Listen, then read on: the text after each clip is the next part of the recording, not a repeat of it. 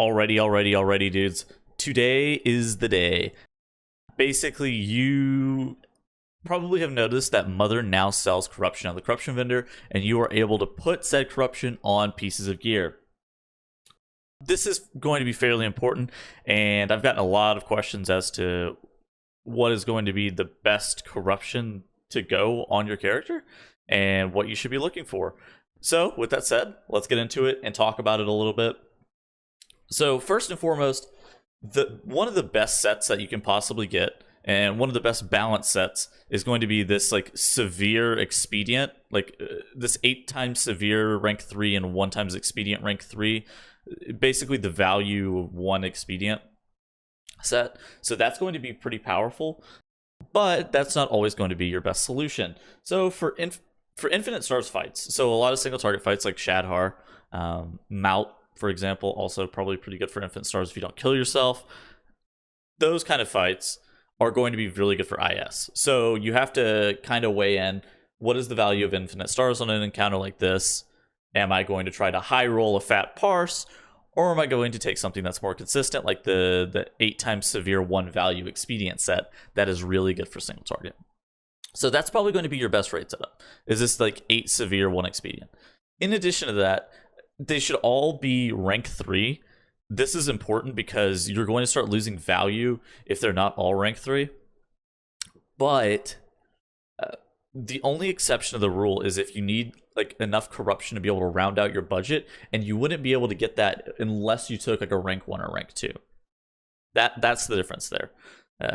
So be looking to buy rank 3s, and I would like try to snag, if you can wing it, I would try to grab like 3 expedient rank 3s off the vendor right now and make sure that you just have them for later in case you need them.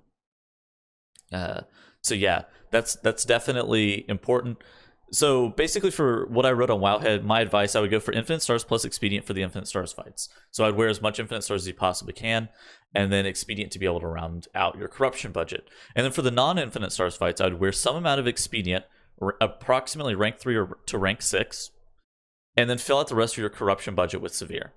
Those are the 2 things that I would be running for raid, like almost uniformly, because that makes a lot of sense, just in terms of how much damage value it gives you. Okay, so I did finish this video. I wanted to go back and make sure that something was crystal clear.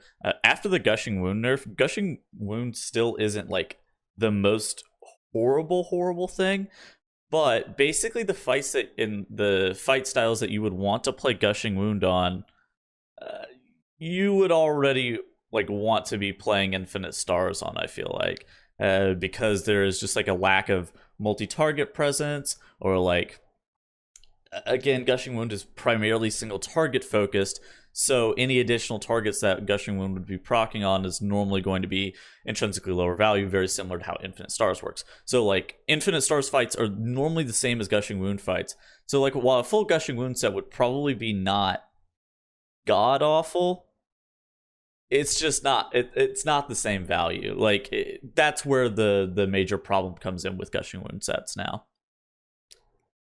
The only exception would be like maybe if the fight length is like super short, then like a Gushing Wound, maybe a Twisted Appendage setup would be a little bit better. But it's going to be very nuanced for when Gushing Wound is like good value. It got nerfed pretty heavily. That you can see like on screen right now. It used to be on top by like a mile, and it got just chopped. So yeah, it's not that great anymore, unfortunately. It is still pretty good on 45 pieces, though, so if you have, like, Carapace Boots or N'Zoth Ring, it can have pretty decent value on those because Gushing Wound scales with item level, but it's generally going to be worse. Alright, for Mythic Plus, it's a little bit different, but it's really close to the same thing. So you're still going to want a lot of severe, but you're probably going to want a little bit more expedient than what you would want for raid. So instead of the 1 value expedient, I would probably be running somewhere in like the expedient 6 to expedient 9 range. So that's probably pretty good as well. In addition to that, Honed Mind is good for dungeons in which Honed Mind is just pretty good corruption altogether, especially for dungeons because of Mastery's innate higher value inside of dungeons. So Honed Mind can have some really solid benefits in AoE situations as well. But I think it's probably going to be some balance of expedient 6, expedient 9, and then just like, again, round out the rest of your corruption budget with severe. The only exception to this is in Twilight Devastation situations where you want to run Twilight Devastation. Twilight Dev is really good in some dungeons. Think Shrine of the Storm, think Freehold. I think it's also okay in a Taldazar if you don't have to be in snap spots. Those kind of dungeons are fairly powerful for Twilight Devastation. And if you are running lower level dungeons, I would say a Twilight Devastation set is probably going to be your best value in terms of being able to high roll damage and look like you're doing competitive amounts of damage. That is if you're looking for a large amount of multi-target. But like I said here, alternatively, I would just play for more single target personally. But do as you will. There is some merit in both options. So with that said, I think that's what I'm going to be looking for on the corruption vendor, and that's what you guys should absolutely be looking forward to as well. Again, I would try to buy like 3 expedient rank 3s right now.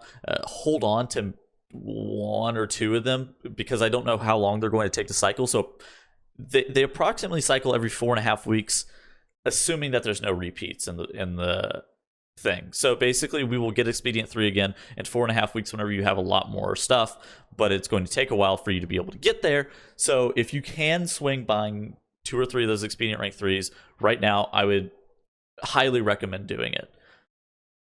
With that said, I hope you guys have a great rest of your day. I hope you guys enjoyed the video. I hope it clears up a lot of questions, and I will see you guys later. Peace out.